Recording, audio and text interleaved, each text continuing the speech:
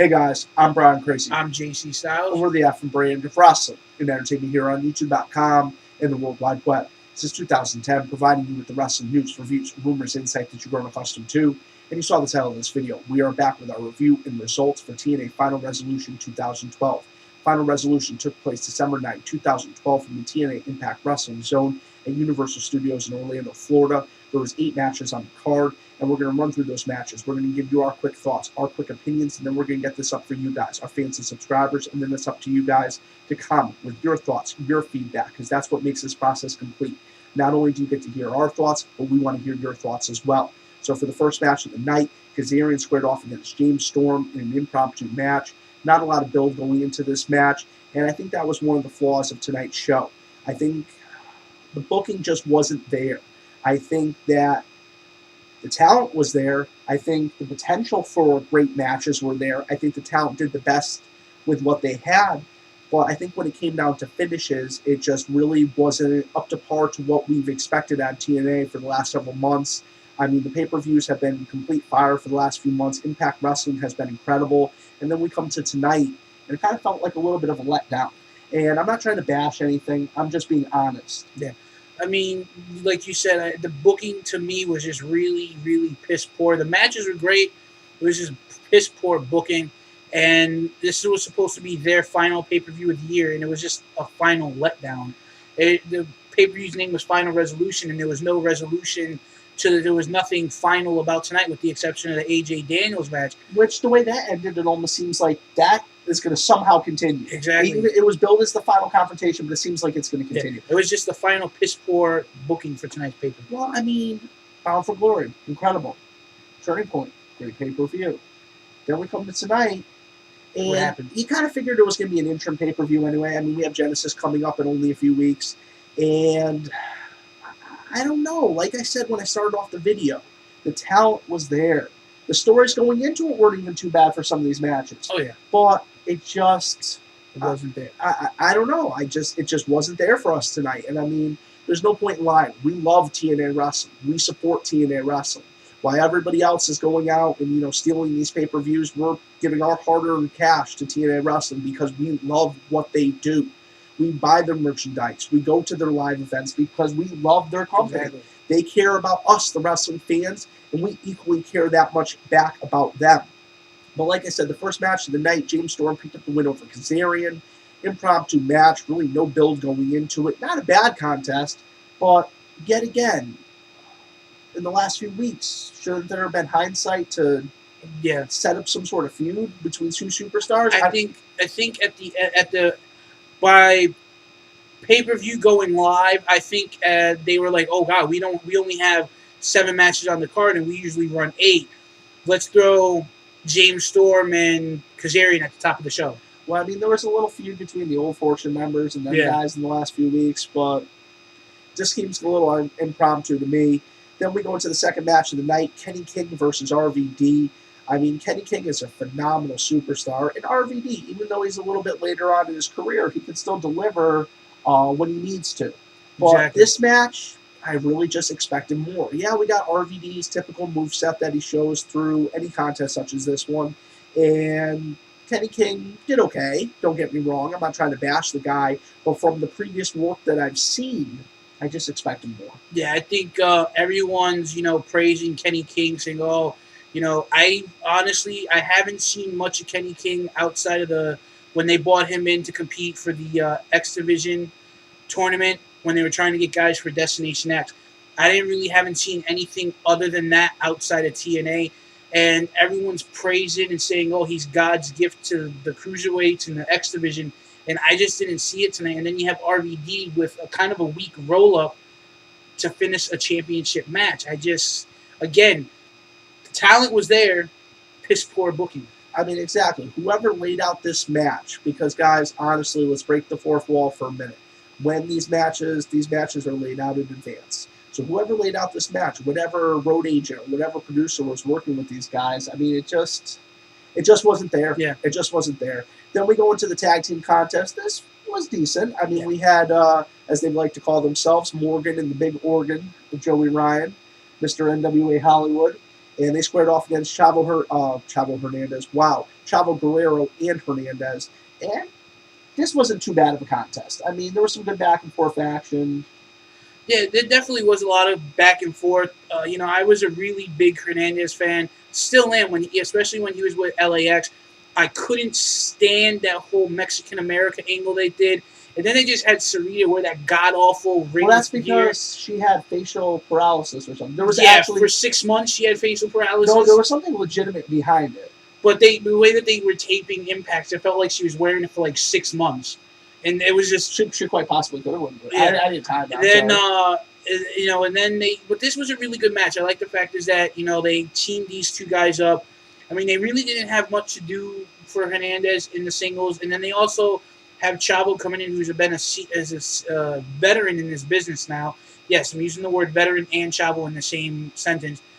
This comes from a really long line of Guerrero heritage. His father, his uncles, especially Eddie Guerrero.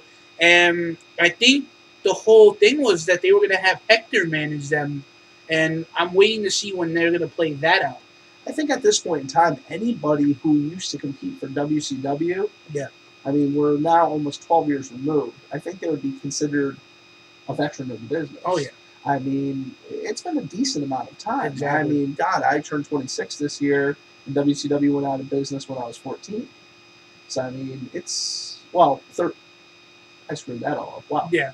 You forgot your own birthday. I forgot my own. But besides the point. 11 o'clock at night, and I'm over here trying to do simple math, and I'm screwing it up. But overall, we see... Good example of the intelligence of wrestling fans, ain't it? Yeah. We see Chavo and Hernandez pick up the win by disqualification when we see Morgan pull the referee out of the ring. Exactly. And then we move into the next match. Austin Aries versus Bully Ray. And believe it or not, this was one of the best contests of the night. I mean, incredible superstars involved. I'm a huge fan of Bully Ray. And even since he started to play this tweener character, I've still really enjoyed him. Austin Aries, incredible character, heel, face. I honestly believe, like JC and you were talking about earlier, he does play a better heel. Very similar with CM Punk, plays better heel. A lot of similarities between the two. Well, I hate it when people say Austin Aries is a cheap ripoff of CM Punk. Just like I hate when people say Ryback's a cheap ripoff of Goldberg. Of course, you're going to have people that look similar. I mean, just because a guy looks like somebody else, he shouldn't, try to become a wrestler, try to succeed in life. He should just hide in a little cardboard box on the side of the road somewhere. I don't know. That's what the YWC and IWC would make you believe. Yeah. But good match. And then we end up seeing Bully Ray get cracked open. We see Brooke Hogan come down. Basically, as we predicted, we figured something was going to happen. Yep. Brooke was going to come down. As this match was going, we saw Austin Aries come out, and I said it just like this. I'm calling it right now. The match is going to play out. The match is going to get tough. It's going to get intense. It's going to get brutal. Someone's going to bleed. And then Hogan's going to come out for Bully Ray's defense, and she's going to wind up getting dragged into the ring. And that's exactly how it played out. And you know what? As like I said in my Impact review a week ago, Thursday, I said in WWE we have AJ, Cena, and Vicky. In WWE we got Bully, Hogan, Brooke, and Austin Aries. Well, I mean, we're actually creating some interesting comparisons on different members of the YWC and IWC's videos. They say, okay, first of all, we got the love angle in TNA. And WWE did their love angle. Now TNA is doing their love angle back to them. Then we had, the Aces and Eights. And then WWE did the Shield. And I honestly think they're trying to grasp at straws. I just think they're similar ideas that are happening at similar times. But whatever have you, Austin Aries versus Bully Ray did not disappoint. Austin Aries did pick up the win in this match. This is after Brooke Hogan came down, provided a distraction, and Austin Aries was able to capitalize. Yes. I mean, yet again, this is where the booking comes into play, though. Good match, good story told. You don't always have to have a million spots in a match to tell a good story. And I think that's one of the things that's being lost in modern-day wrestling. The wrestlers are so worried about choreographing every single maneuver, they're forgetting about telling these stories in the ring. And, you have this whole distraction happen. You have this whole angle set up, and then Austin Aries hits this weak low blow. Yeah. It's a roll-up, and it's just like, really? I mean, I was expecting to really hit a good maneuver. Especially the match they had earlier this year when going into Destination X when Austin Aries was X Division champion and they had that little feud going back and forth. I mean, that match was wow, intense as I well. mean, That if was he hit him intense with a too. low blow and then hit the brainbuster, It would have been a believable finish. It would have been a believable finish. But, I mean, this guy just got busted open. He's still standing, and you're going to hit him with one low blow and a quick roll-up on a 250-plus pound man. Yeah, I just don't see it. I just don't see it. It just, yet again, the realism wasn't there. And I think that's the problem. And that's another thing that's missing in professional wrestling today is realism. I mean, these are, as Vince Russo would say, they're all wrestling angles. And people have seen wrestling angles and seen wrestling angles. You got to make it not a wrestling angle for a little bit. You got to make it something that could happen in real life that seems realistic. Prime example, end of an era WrestleMania Hell in a Cell match this year at WrestleMania 28. Great story being told. They went outside the traditional storyline and made it personal with "you can't beat him, yes I can," and they completely ran with that and they delivered at WrestleMania. I just watched the pay-per-view again early this morning. I have to say that was probably one of the best WrestleManias in recent memory that I've seen, and I've seen pretty much every WrestleMania since WrestleMania 12, since I was a kid, and that was probably the best WrestleMania put together WrestleMania. Oh, I agree. That was a fantastic event. And the thing, like you said about that match, was it had a great build going in. But let's get to the match and compare it to the match we were just talking about. Yeah. There wasn't a million spots. There were some real great spots they pulled off, but these are two real old school workers. Exactly. So they're not flying off the top rope. They're not worried about doing move after move after move in succession. Yes. They're worried about telling a story. And the two great things about a Triple H and an Undertaker is, one, they never get tired. They never get lazy. You know, they do take those little rest periods in between because they're starting to get up there. But they just tell an incredible story. And that's what Bully Ray and Austin Aries did. But when I was talking about that suspension of disbelief, I was more or less referencing a quick low blow and a roll up on a 250-pound man just doesn't look believable to me. Then we go into knockouts action. Tara versus Mickie James. And yet again, distraction ends up causing Tara to retain her title. Yeah, I mean, not too much to report. I don't really have much to say on that match. I was expecting more and got less. I mean, Mickie James did bring it. Yeah. And Tara, you know, she's getting up there in age. She still looks absolutely fantastic. She still performs to the level that she was performing at 10 years ago, if not better, because she is more seasoned in the business. Then we go into the big 8-man tag. Kurt Angle, Wes Briscoe, Garrett Bischoff, and Samoa Joe against 4 members of the Aces and Eights. And before they even came out, I said, you know what, it's definitely going to be Doc and Devon and 2 other random guys, and that's exactly what it turned out to be. And you know what? For just a quick impromptu match that was put together 3 days ago on Impact, basically it was a brawl. That's what it was. Pretty good. It wasn't bad. It wasn't bad. It was pretty good. Not every match is going to be a 5-star classic. Exactly. I think Samoa Joe got his revenge a little bit. I know he really wanted more of Devon in that match and didn't really get much of him. But I could see it's probably setting up maybe something for Lockdown where we have TNA versus the Aces and Eights inside Lethal Lockdown. So we'll have to see what happens. And it just proved tonight how badass Kurt Angle still is. I mean, did you see how he was hitting those suplexes? Oh, yeah. Especially the one he hit on Doc. I mean, he folded him up like a little accordion, man. And this is a big boy. Oh, yeah. I mean, Doc's, 6'2", 6'4", if not bigger. Oh, hell yeah. Oh, hell yeah. Easy. Easy.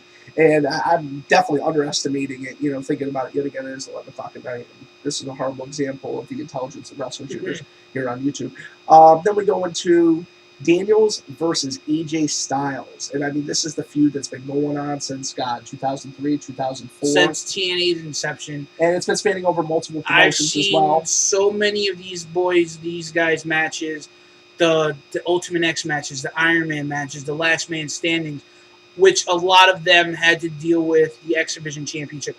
I mean, if you were to look back at any match that involved the two, one match comes to mind, and that is Unbreakable 2005, the triple threat for the X Division Championship, where we saw AJ Styles, Samoa Joe, and Christopher Daniels. And it was just a 5-star match. I actually own the DVD, and I refused to open it. It's still in this packaging because I refused to open it because I know at one point in time it's going to be worth serious money just for that match alone. And these guys continuously keep bringing it. And I was at the edge of my seat. AJ got kind of busted himself open when he was hitting multiple headbutts. And then as he was going for the Styles Clash off the second rope, Daniels held on to the ropes, ended up rolling him over, Dumped and AJ then to right on add his head. insult to injury, he ends up hitting the Styles Clash on AJ for the win. For the win. Yes. 1, 2, 3. And this was billed as the final confrontation. I mean, when is AJ going to reach his breaking point? You know, he's already lost the opportunity to ever become, well, not to ever become #1 contender again, but he can't go for the title into this year's Bound for Glory. Now he's lost to Daniels in what was billed as their final and confrontation. he's been on a losing streak ever since that match, too. I don't think he's won anything since. It's been a long time. So I'm really curious what the next step is going to be. I don't think it's over tonight. No, I don't think. I think we're going to see them two hook up one more time. Probably at Genesis, maybe at the following pay-per-view. Probably it'll maybe end at Lockdown. We don't know. Quite possibly. Then we move into the TNA World Heavyweight Championship match.